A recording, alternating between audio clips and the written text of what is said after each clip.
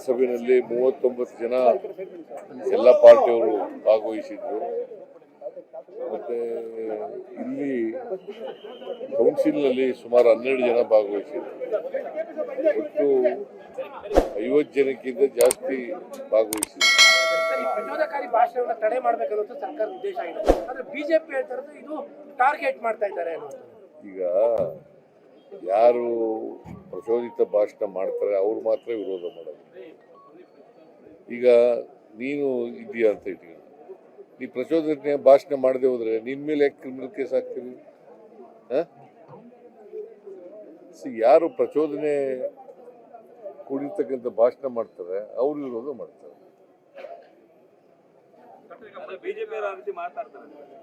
ಬಿಜೆಪಿಯವ್ರು ಯಾಕೆ ಕುಂಬಳಕಾಯಿನ ಕಳ್ಳ ಅಂದ್ರೆ ಹೆಗಲ್ ಮುಟ್ಟು ನೋಡ್ಕೊತೀವಿ?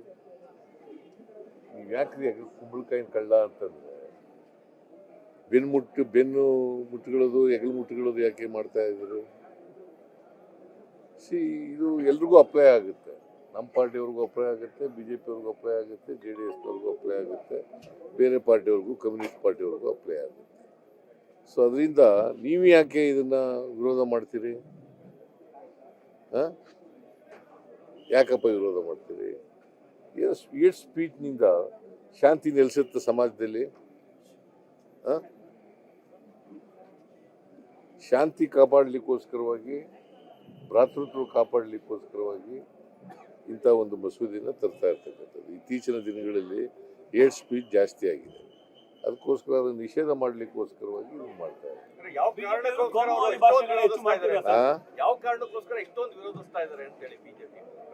ಅಂದ್ರೆ ಬಿಜೆಪಿಯವರು ಪ್ರಚೋದನೆ ಭಾಷಣ ಮಾಡ್ತಾ ಇದ್ದಾರೆ ಅಂತ ಅದರ ಅರ್ಥ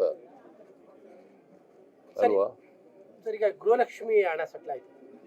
ಗೃಹಲಕ್ಷ್ಮಿ ಹಣ ಇಲ್ಲ, ಫೆಬ್ರವರಿ ಮಾರ್ಚ್ ಬಿಡುಗಡೆ ಆಗಿಲ್ಲ. ಯಾವಾಗ ಬಿಡುಗಡೆ ಮಾಡ್ತೀವಿ? ನೋಡ್ತೀವಿ, ಪರಿಶೀಲನೆ ಮಾಡ್ತೀವಿ. ಯಾಕಂದ್ರೆ ಬಿಜೆಪಿ ಅದನ್ನ ಟಾರ್ಗೆಟ್ ಮಾಡ್ತಾ ಇದೆ. ಏನ್ ಬಿಜೆಪಿ ಟಾರ್ಗೆಟ್? ಅವ್ರು ಕೊಡ್ತಾ ಇದಾರ? ಯಾರಪ್ಪ ಅವರು? ಯಾರು ಅವರು?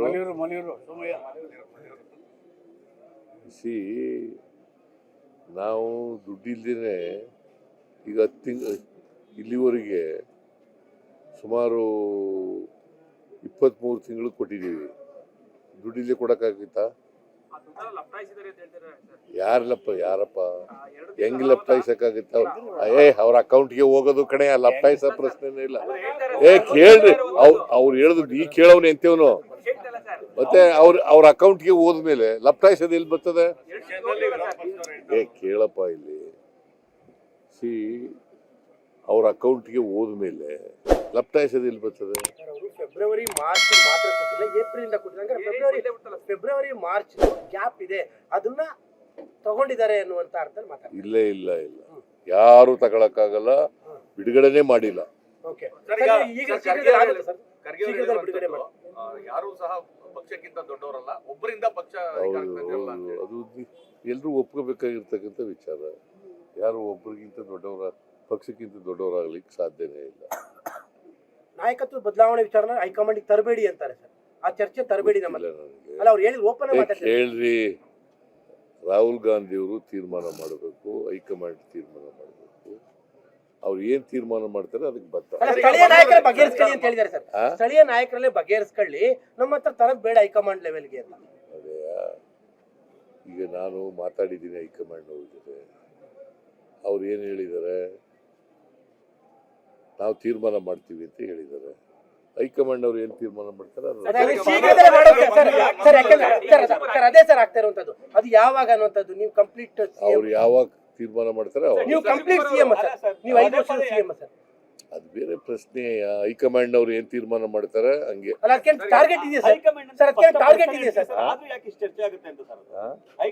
ನೀವು ಚರ್ಚೆ ಮಾಡಕ್ ಶುರು ಮಾಡಿದಿರಲ್ಲ ಮಾಧ್ಯಮದವ್ರೆ. ಈಗ ಇಷ್ಟೊಂದು ಪ್ರಶ್ನೆ ಕೇಳಬೇಕಾದ ಅಗತ್ಯ ಏನಿದೆ? ಕೇಳಪ್ಪ ಇಲ್ಲಿ, ನಾನು ಅಸೆಂಬ್ಲಿನಲ್ಲಿ ಹೇಳಿದ್ದೀನಿ.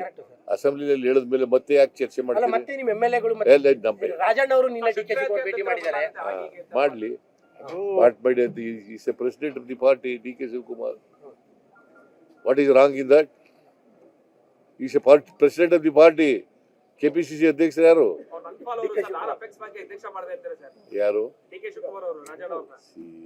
ಅಧಿಕಾರದಲ್ಲಿದ್ದಾಗ ನಾನು ಮಾಡದೆ ಅವ್ರು ಮಾಡದೆ ಅನ್ನೋದು ಮುಖ್ಯ ಅಲ್ಲ. ಎಸ್.ಎಂ. ಕೃಷ್ಣ ಅವರು ಮುಖ್ಯಮಂತ್ರಿ ಇದ್ರು, ಅದರಿಂದ ಸರ್ಕಾರ ಮಾಡಿತ್ತು, ಅದ್ರ ಪ್ರಶ್ನೆ ಬರೋದೇ ಇಲ್ಲ. ಅವ್ರು ಮಾಡೋದು ಇವ್ರು ಮಾಡೋದು ಅನ್ನೋ ಪ್ರಶ್ನೆ ಬರೋದು. ಸರ್ ಈಗ ಕ್ರಾಂತಿ ಸಂಕ್ರಾಂತಿ ಕ್ರಾಂತಿ ಅಂತ ಅವರ ಸರ್ ಈಗ ಹೊಸದಾಗಿ ಎಲ್ಲ ಮುಗಿದೋಯ್ತಲ್ಲ ಬಿಡಿ, ಎಲ್ಲ ಮುಗಿದಿದೆ. ಸರ್ ಬಜೆಟ್ ಒಳಗಡೆ ಗೊಂದಲ ಬಗ್ಗೆ ನೋಡಯ್ಯ, ಹೇಳಿ ಸರ್. ಒನ್ಸ್ ಫಾರ್ ಆಲ್ ಹೇಳ್ತೀನಿ ಹೇಳಿ ನಾನು. Sir please. Ultimately high command has to take a decision. High command ಏನ್ ಡಿಸಿಷನ್ ತಗೋತದೆ ಅದಕ್ಕೆ ಎಲ್ಲರೂ ಬಜೆಟ್ ಮಾಡ್ತಿದ್ದೀರಾ ಸರ್? ಸರ್ ಬಜೆಟ್ ಮಾಡ್ತಾ ಇದ್ದೀರಾ sir? Sir budget preparation sir. Sir budget preparation budget preparation ಮಾಡುವಾಗ ಹೇಳ್ತೀನಿ. ಲೇಟೆಸ್ಟ್ ಹಾಗೂ ಇಂಟ್ರೆಸ್ಟಿಂಗ್ ಸುದ್ದಿಗಳಿಗಾಗಿ ಬಾಸ್ ಟಿವಿ ಕನ್ನಡ ಚಾನೆಲ್ನ ಸಬ್ಸ್ಕ್ರೈಬ್ ಮಾಡಿ.